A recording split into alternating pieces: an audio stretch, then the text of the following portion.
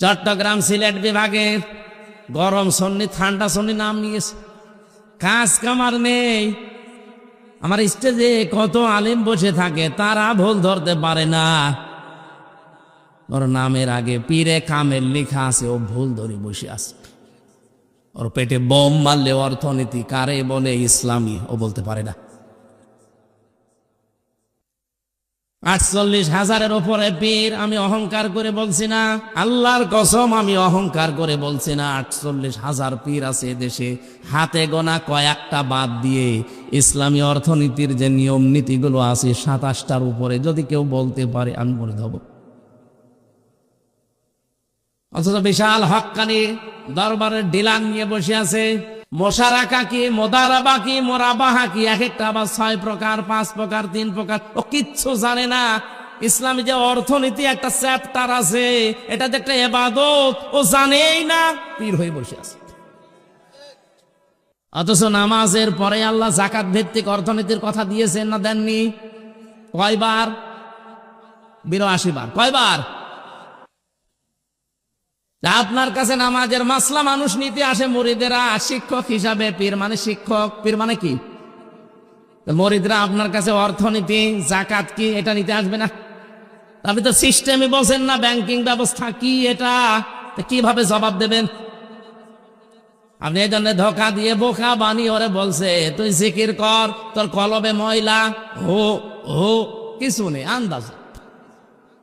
আল্লাহর এই নামকে যারা পরিবর্ধন করে জিকির করাচ্ছেন, আপনার ডবল শাস্তি হবে।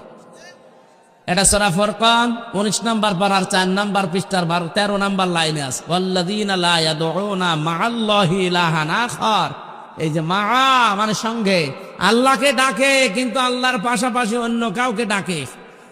আজ বিভিন্ন জেলাতে, বিশেষ করে ব্রাহ্মণবাড়িয়া, কুমিল্লার ওই লাইনে আল্লাহকে কিছুক্ষণ ডাকার পরে পরেই দেখি মাঝে মাঝে ইয়ালি বাবা, শাহ আলী বাবা, খাজা বাবা, এই কথা বলছেন কেন? এগুলো প্রকাশ্য শিরিক এবং কবিরা গুনাহ। আল্লাহ ছাড়া কারো নামে জিকির করা জায়েজ নেই। বলেন না কেন? রাসূলুল্লাহর নামে কোনো জিকির নেই। কেউ যদি বলে ইয়া রাসূলুল্লাহ, ইয়া রাসূলুল্লাহ, গুনাহ হবে। জিকির হিসাবে শুধু আল্লাহর নাম, আর রাসূলের নামে হবে দরুদ। বলেন কথা আর পায় না, বলো রসুলের কোনো মহাব্বত নেই, রসুলকে খাটো করে। তোমার এত মহাব্বত, জীবনে কোনোদিন রাজপথে তোমার দেখলাম না। আর রসুলের মহাব্বত না থাকলে 3 বছর আমি অন্ধকারে কাটালাম এই কারাগারে, কি খেলা করার জন্য কাটিয়েছি? যত মহাব্বত সব ওর ভেতরে। এই শয়তানদের কোনো কাজ কাম নেই, তো কি করবে? মানুষকে ধোকা দিয়ে বোকা বানিয়ে উল্টা পাল্টা কথা বলে খালি সময় নষ্ট করে। নবীজি এই শিক্ষা নিয়ে বাড়ি আসার সময় বলেন তো এই তথ্য যদি ফাঁস হয় যে আসলে তো এ ভোকা, এ ভুয়া, এই তিশার, এই যে কি নাম জানো, মোস্তাক, এর যেমন ভুয়া ভুয়া বলে তাড়া দিয়েছে, এই পীর গুলোকে ভুয়া ভুয়া বলে দরবার ছাড়া করবে।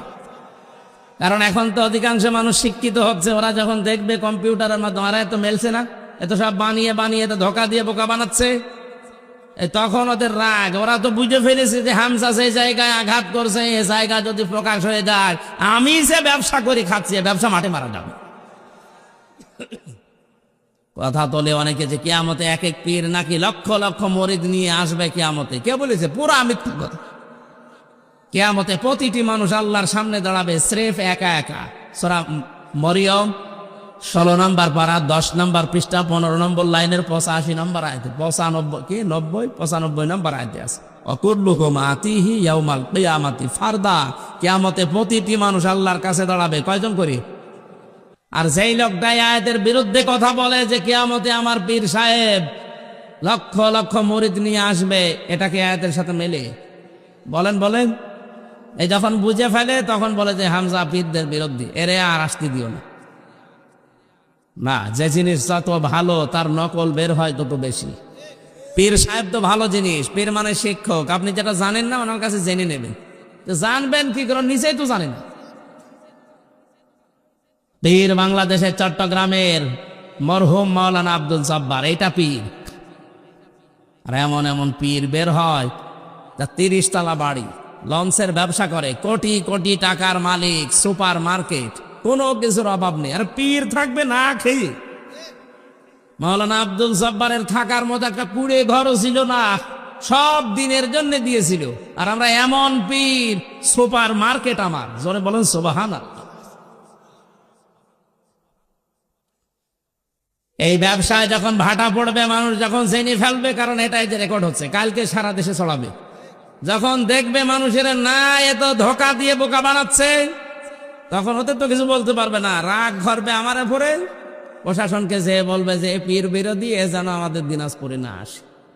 আর ওরা তো ওই রকমই, ও তো বোঝেও না কি ভালো কি মন্দ, মনে করবো যে পীর সাহেব বলছে, ঠিক আছে, ও হুজুরের আসতে দেবো, যে বন্ধ করে দেবো।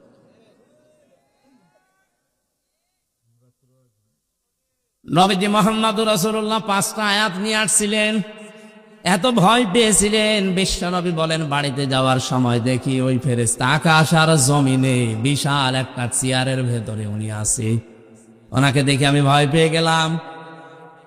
তাফসীরে ইবনে কাসিরে পড়েছে বিশ্বনবী দৌড় দিতে গিয়ে পড়ে গিয়েছিলেন, তাড়াতাড়ি করে নিজেকে সামলিয়ে বাড়িতে যে স্ত্রীকে বললেন, জাম্মিলুনি জাম্মিলুনি ইয়া খাদিজা, আমার ঢেকে দাও, আমি ভয় পেয়েছি।